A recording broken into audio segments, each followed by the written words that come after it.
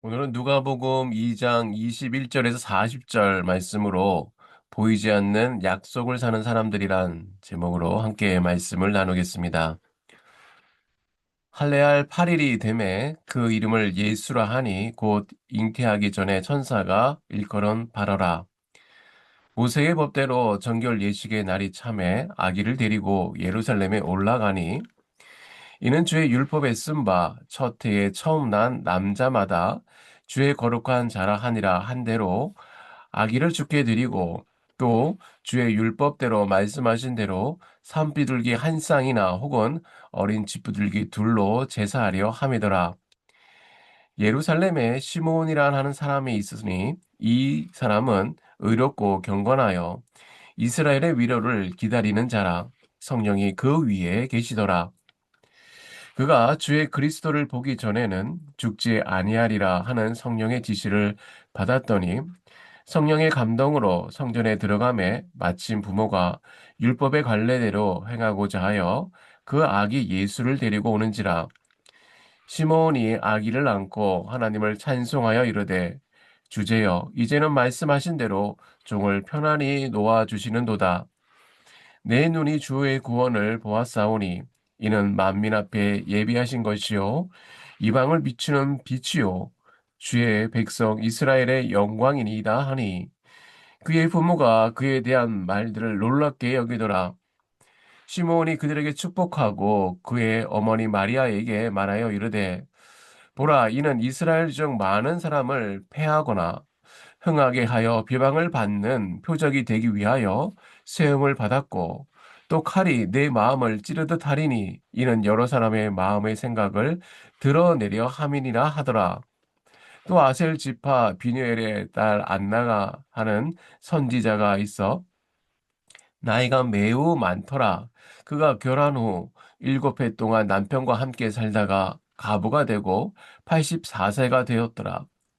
이 사람이 성전을 떠나지 아니하고 주야로 금식하며 기도함으로 섬기더니 마침 이때에 나와 하나님께 감사하고 예루살렘의 속량을 바라는 모든 사람에게 그에 대하여 말하니라. 주의 율법을 따라 모든 일을 마치고 갈릴리로 돌아가 본 동네 나사렛에 이르니라. 아기가 자라며 강하여지고 지혜가 충만하여 하나님의 은혜가 그 위에 있더라. 예, 사랑하는 성도 여러분, 오늘은 2025년의 마지막 주일입니다. 하나의 끝자락에 서면 우리는 자연스럽게 지나온 시간을 돌아보게 되지요. 연초에 세웠던 계획들, 또 이루고 싶었던 목표들, 기도했던 제목들 하나씩 떠올리게 됩니다. 떠올리면서 감사한 마음이 드는 분도 계십니다. 올해 참 많은 은혜를 받았구나. 그런데 어떤 분은 아쉬운 마음도 앞설 수 있습니다. 올해도 이루지 못한 것들이 많다. 기도했는데 응답하지 못한 것도 있구나. 별로 남는 것이 없는 것 같아. 한 해를 마무리하면서 자연스럽게 결과를 점검합니다. 무엇을 이루었는가? 무엇이 달라졌는가? 어떤 눈에 보이는 열매가 있는가? 사실 인간은 늘 이런 방식으로 평가를 하죠. 성공했는가? 남긴 것이 있는가? 사람들에게 인정했는가, 인정받았는가.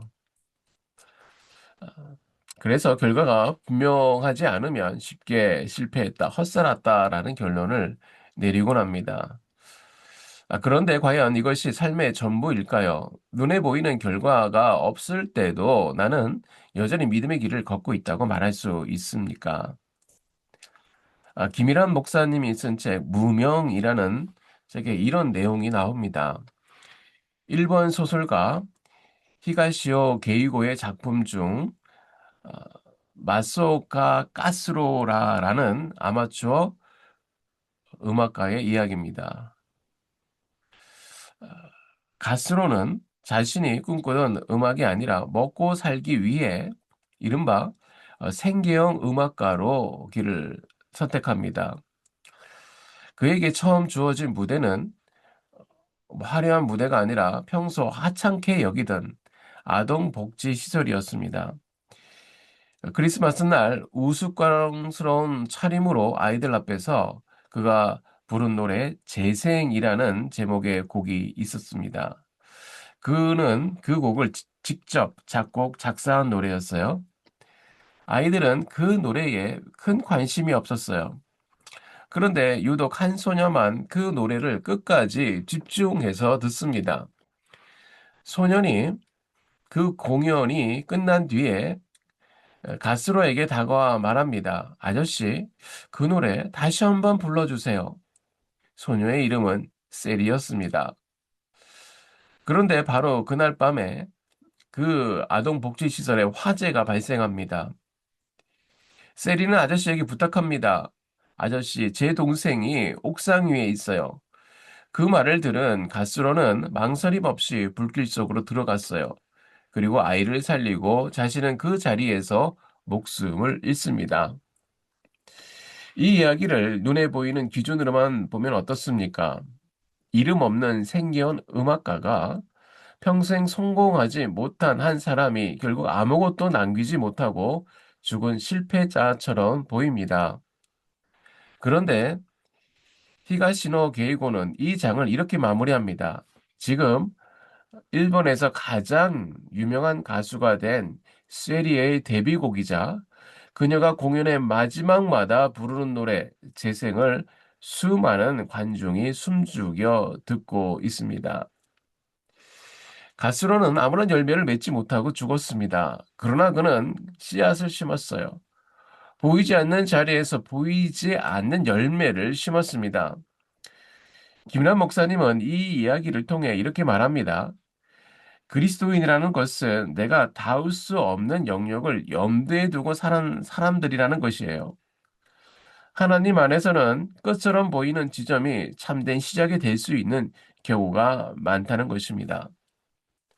오늘 우리가 함께 읽은 누가복음 2장에 나오는 시므온과 안나의 모습도 그렇습니다. 그들의 삶은 화려하지도 않고 그냥 그날 성전에 일어난 일도 세상을 뒤흔들 만큼 커다란 일처럼 보이지 않습니다. 그러나 하나님은 그 조용한 순종과 기다림 위에 구원의 역사를 이어가고 계셨어요. 오늘 본문은 우리에게 보이지 않는 약속을 붙들고 살아간 사람들의 이야기를 들려줍니다. 오늘 본문을 통해 하나님의 은혜를 함께 나누길 바랍니다. 첫째로 약속을 붙들고 기다리는 믿음의 길을 걸어가는 사람이 있습니다. 이제 본문을 천천히 한번 보겠습니다. 성경이 시몬을 어떻게 소개하는지 먼저 보면 좋겠습니다. 예루살렘에 시몬이라 하는 사람이 있으니 여기까지는 아주 평범합니다. 제사장도 아니고요. 레위인도 아니고 서기관도 아니고요. 바리새인도 아닙니다. 어떤 직함도 붙지 않았습니다. 그냥 예루살렘에 살던 사람입니다. 이 말은 무슨 뜻입니까? 우리와 다를 게 없는 사람이라는 뜻이에요. 특별히 지위도 없고 특별한 배경도 없는 평범한 사람입니다.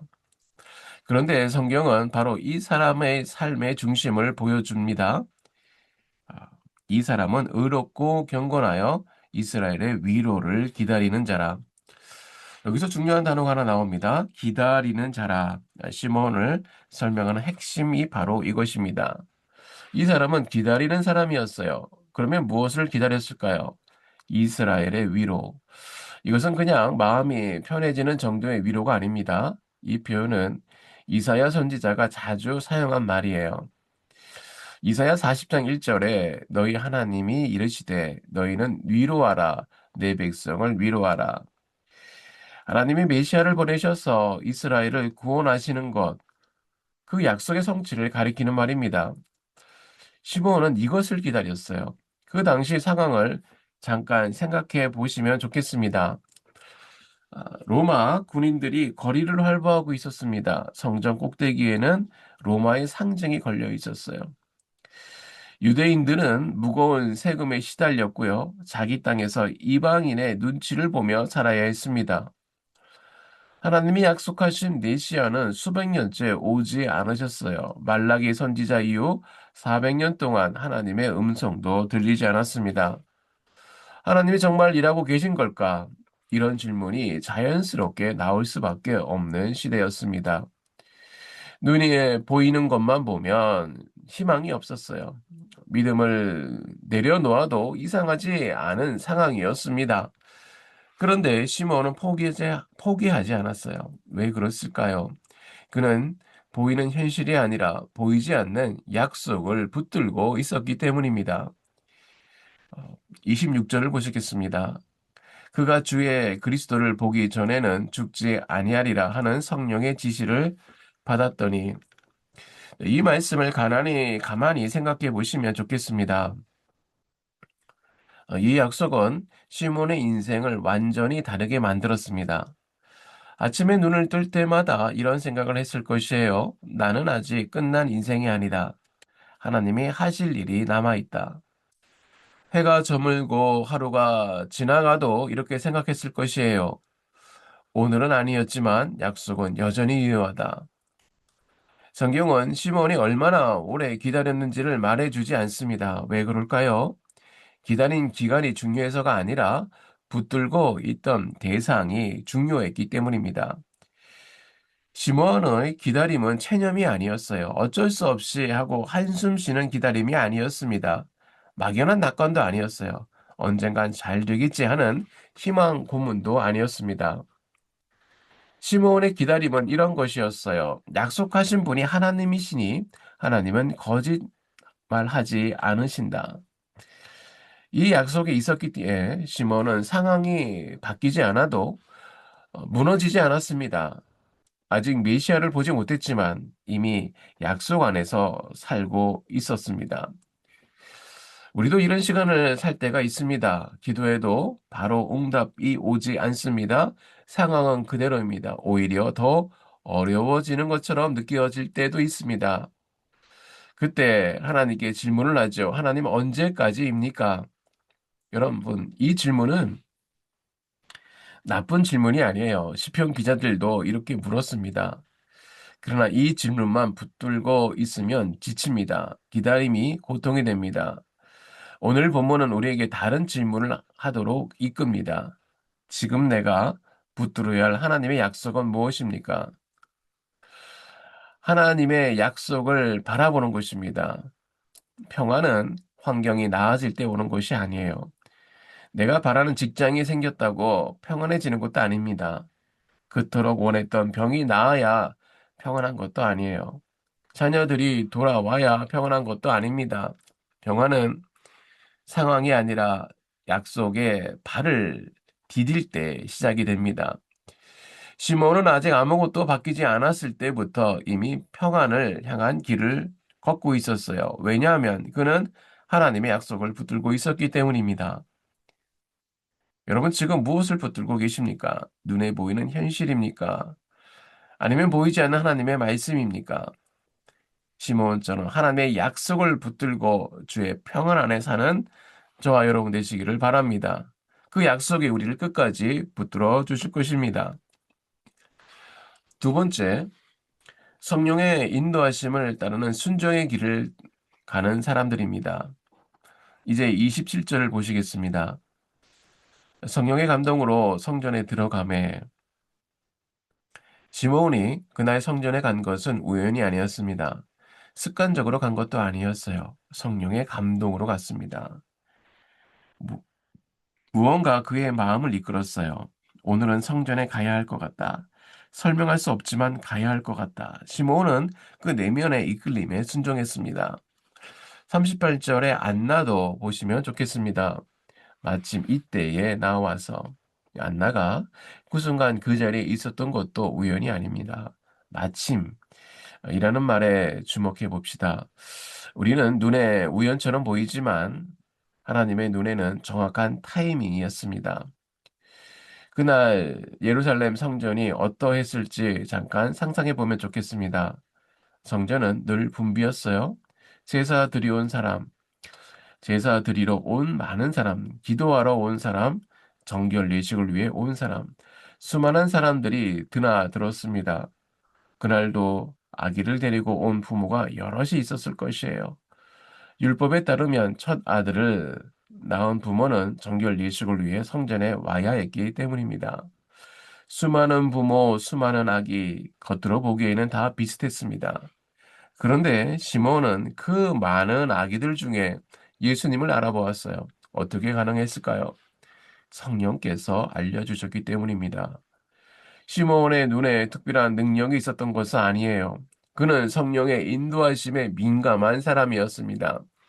성령께서 저 아기다 하고 알려주셨을 때 그는 그 음성을 들을 수 있었습니다. 여기서 우리가 생각해 볼 것이 있어요. 성령의 인도하심은 눈에 보이지 않습니다. 내비게이션처럼 500m 앞에서 좌회전하세요 라고 말해주지 않습니다. 표지판처럼 선명하게 방향을 가리켜 주지도 않아요. 그래서 많은 사람들이 성령의 인도하심을 놓칩니다. 분명히 인도하고 계신데 알아채지 못합니다. 그러면 어떤 사람의 성령의 인도하심을 분별할 수 있을까요? 본문은 답을 줍니다. 시므온은 의롭고 경건한 사람이었습니다. 하나님과의 관계가 바른 사람이었어요. 안나는 어떠했습니까? 37절을 보십시오. 이 사람이 성전을 떠나지 아니하고 주야로 금식하며 기도함으로 섬기더니 안나는 84세까지 과부로 살면서 성전을 떠나지 않았습니다. 주야로 금식하며 기도했어요. 평생을 하나님과 교제하며 살았습니다. 이런 사람이 성령의 음성을 듣습니다. 이런 사람이 하나님의 인도하심을 분별합니다. 라디오를 한번 생각해 보겠습니다. 방송국은 늘 전파를 송출하고 있습니다. 그러나 주파수를 맞추지 않으면 들리지 않아요. 잡음만 들립니다. 주파수를 정확히 맞춰야 선명한 소리가 들립니다. 성령의 인도하심도 마찬가지입니다. 하나님은 늘 말씀하고 계십니다. 그러나 우리의 영적 주파수가 맞지 않으면 들리지 않습니다. 기도와 말씀, 경건한 삶을 통해 주파수를 맞춰야 합니다. 안나가 평생 기도한 것이 바로 이것이었어요. 영적 주파수를 맞추는 삶이었습니다. 그래서 그 순간 성령의 인도하심을 놓치지 않았습니다. 성령의 인도하심에는 또 한 가지 특징이 있어요. 우리의 예상과 다를 때가 많다는 것입니다. 시몬이 성령의 감동으로 성전에 들어갔을 때 무엇을 기대했을까요? 메시아를 만난다고 했으니 뭔가 특별한 모습을 기대했을 수도 있습니다. 위풍당당한 모습 아니면 적어도 귀족 가문 악이라든지. 그런데 성령께서 가리키는 것은 가난한 부부와 그들의 악이었습니다. 24절을 보시면 알 수 있어요. 이 부부는 어린 양 대신 비둘기를 가져왔습니다. 율법은 가난한 사람에게 어린 양 대신 비둘기를 드리는 것을 허락했습니다. 이 부부는 어린 양을 살 형편이 안 되는 사람들이었어요. 겉으로 보기에는 메시아와 거리가 멀어 보였습니다. 이 순간 시몬에게는 선택이 있었어요. 아니야. 메시아가 이렇게 초라할 리가 없어. 내가 잘못 느꼈나 보다. 이렇게 생각하고 지나칠 수도 있었습니다.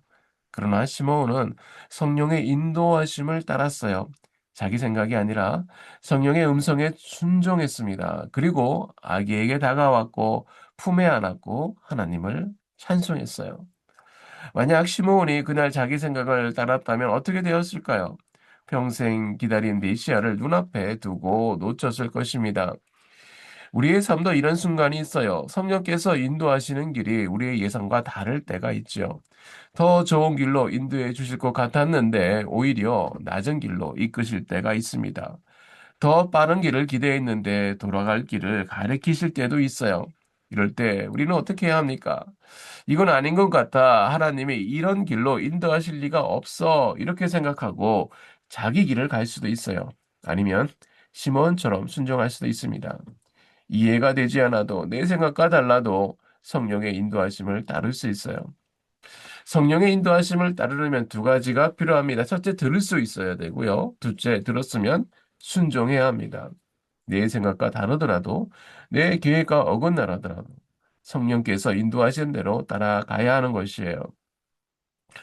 성령의 인도하심을 따를 때 그 길이 우리 하나님의 놀라운 역사가 우리를 그 앞으로 하나님의 놀라운 은혜 앞으로 이끌어 가실 줄 믿습니다. 성령의 음성에 민감하게 반응하여 하나님의 길을 가는 저와 여러분 되시기 바랍니다.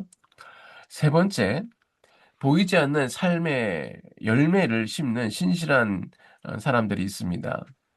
이제 시므온의 마지막 장면으로 가보겠습니다. 시므온이 아기 예수님을 품에 안고 하나님을 찬송합니다. 29절부터 32절까지의 말씀을 다시 한번 들어보시면 좋겠습니다. 주제여, 이제는 말씀하신 대로 종을 평안히 놓아주시는도다. 내 눈이 주의 구원을 보았사오니 이는 만민 앞에 예비하신 것이요 이방을 비추는 빛이요 주의 백성 이스라엘의 영광이니. 참 아름다운 찬송입니다. 그런데 한번 생각해 보십시오. 이 찬송을 그 자리에서 귀 기울여 들은 사람이 과연 몇이나 되었을까요? 요셉과 마리아가 있었을 것입니다. 그리고 주변에 있던 몇몇 사람들, 아마 그게 전부였을 것입니다. 성전들 한쪽에 나이 많은 노인이 아기를 안고 무언가를 중얼거리고 있었어요. 대부분의 사람들은 그냥 지나쳤을 것이고 바쁜 사람들은 제 갈 길을 갔을 것입니다. 안나도 마찬가지입니다. 38절을 보면 안나는 예루살렘의 속량을 바라는 모든 사람에게 그에 대하여 말하느니라 라고 기록되어 있습니다. 그런데 이 말을 진지하게 들은 사람은 얼마나 될까요? 84세 된 과부 할머니가 아기에 대하여 이야기할 때 사람들은 고개를 끄덕이거나 이내 자기 일상으로 돌아갔을 것이에요. 눈에 보이는 것만 보면 시므온과 안나의 행동은 아무런 결과도 남기지 못한 것처럼 보입니다. 세상을 바꾼 것 같지도 않고요. 그날 성전에 무슨 일이 일어난 것 같지도 않습니다. 그런데 놀라운 사실이 있습니다. 그들의 찬송과 고백이 성경에 기록된 것이에요. 2000년이 지난 오늘 전 세계 수많은 성도가 이 말씀을 읽고 있습니다. 시므온의 찬송은 교회의 찬송이 되었어요. 이 서방 교회에서는 이 찬송을 뭉크 디미티스라고 부르며 수백 년 동안, 수천 년 동안 예배 때마다 불렀습니다. 시므온이 이것을 알았을까요? 자기가 부른 찬송이 이렇게 될 줄 알았을까요? 아마 몰랐을 것입니다. 그는 그저 성령의 감동으로 찬송했을 뿐이에요. 자기 앞에 있는 아기가 메시아임을 고백했을 뿐입니다. 그날 그는 열매를 보지 못했습니다. 그러나 분명히 씨앗을 심었습니다. 그리고 그 씨앗은 보이지 않는 곳에서 자라고 있었습니다. 그래서 이제 우리는 이렇게 이 고백을 좀 더 깊이 들여다 보겠습니다. 주제요. 이제는 말씀하신 대로 종을 편안히 놓아주시는도다. 이 말씀은 단순히 이제 죽어도 좋습니다라는 체념의 말이 아니에요. 이 고백에는 아주 깊은 의미가 담겨 있습니다. 이 말은 이런 뜻입니다. 이제는 삶을 짓누르던 불안에서 놓아주셔도 됩니다. 이제는 내 인생을 붙들고 있는 무거운 짐을 내려놓아도 됩니다. 시몬의 평안은 상황이 좋아져서 온 평안이 아닙니다. 나라가 회복된 것도 아니고 문제가 다 해결되어서도 아니에요. 예수님을 만났기 때문에 온 평안입니다. 그동안 소망하며 바라며 살아오던 평안이 이 순간에 완결된 것입니다. 사실 인간은 늘 불안 속에 살아갑니다. 신학자 폴 틸리는 인간의 근원적인 불안을 세 가지로 말하는데요. 첫째는 죽음과 운명에 대한 불안이에요. 언젠가 죽는다는 사실. 내 인생이 어디로 가지 모른다는 이 불안입니다. 이 불안 앞에서 시므온은 무엇을 보았습니까? 아기 예수님을 안고 이렇게 고백합니다. 내 눈이 주의 구원을 보았나이다. 죽음의 불안 앞에서 그는 부활이요 생명이신 예수님을 본 것입니다. 둘째로 공허함과 무의미함의 불안이에요. 열심히 살아도 남는 것이 없는 것 같은 느낌. 이렇게 살다가 끝나는 것이 아닌가 하는 허무함입니다. 그런데 시몬은 예수님을 보면서 이렇게 말합니다. 이방을 비추는 빛, 길을 잃은 인생의 방향을 비추는 분, 길이요 진리요 생명이신 예수님을 본 것입니다. 셋째, 죄책감과 정죄에 대한 불안이에요. 내가 잘못 산 것 아닐까? 하나님 앞에 서면 정죄받지 않을까? 하는 불안입니다. 그런데 시므온이 아는 아기는 훗날 우리의 죄를 대신 지고 십자가에 달리신 분이십니다. 용서와 대속의 예수님이세요. 이 모든 불안이 시몬이 아기 예수님을 안는 순간에 한꺼번에 풀어집니다. 그래서 그는 이렇게 말할 수 있었어요. 이제는 평안히 놓아주셔도 됩니다. 이 평화는 하루아침에 온 것이 아니에요.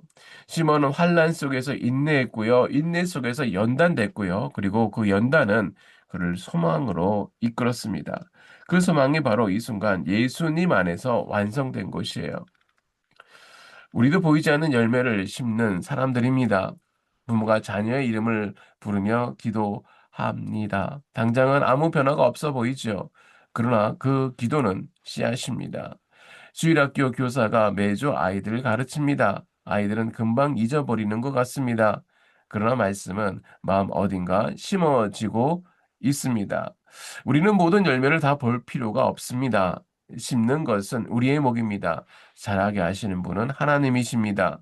그래서 믿는 사람들은 마지막에 이렇게 고백할 수 있어요. 주님, 이제는 평안히 놓아주셔도 됩니다. 시몬처럼 보이지 않는 열매를 심으며 보이지 않는 약속을 따라 걷는 신실한 길을 끝까지 걸어가는 저와 여러분 되시기를 바랍니다.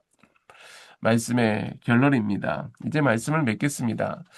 한 해가 저물어 갑니다. 세상은 묻습니다. 올해 너는 무엇을 이루었느냐?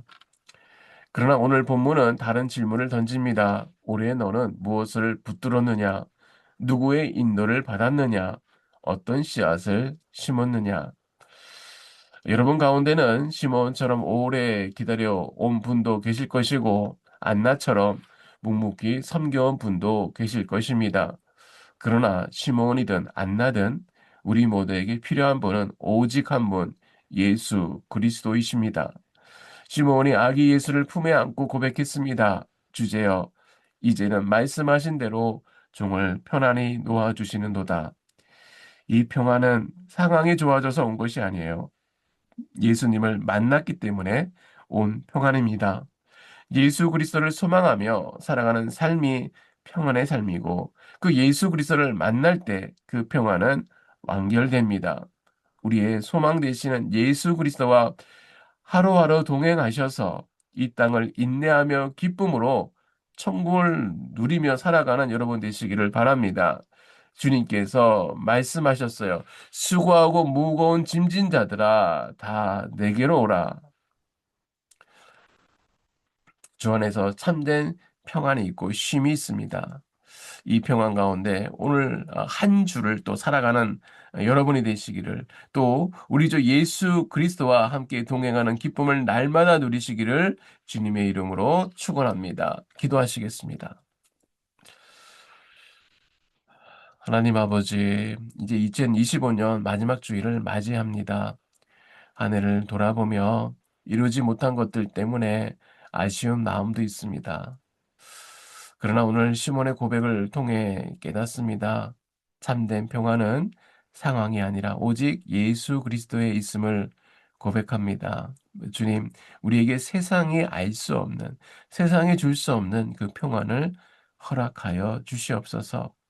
새해에도 보이지 않는 약속을 붙들게 하시고 성령의 인도하심을 따르게 하시고 보이지 않는 열매를 심는 신실한 삶을 살게 하여 주시옵소서. 예수님의 이름으로 감사하며 기도드립니다. 아멘.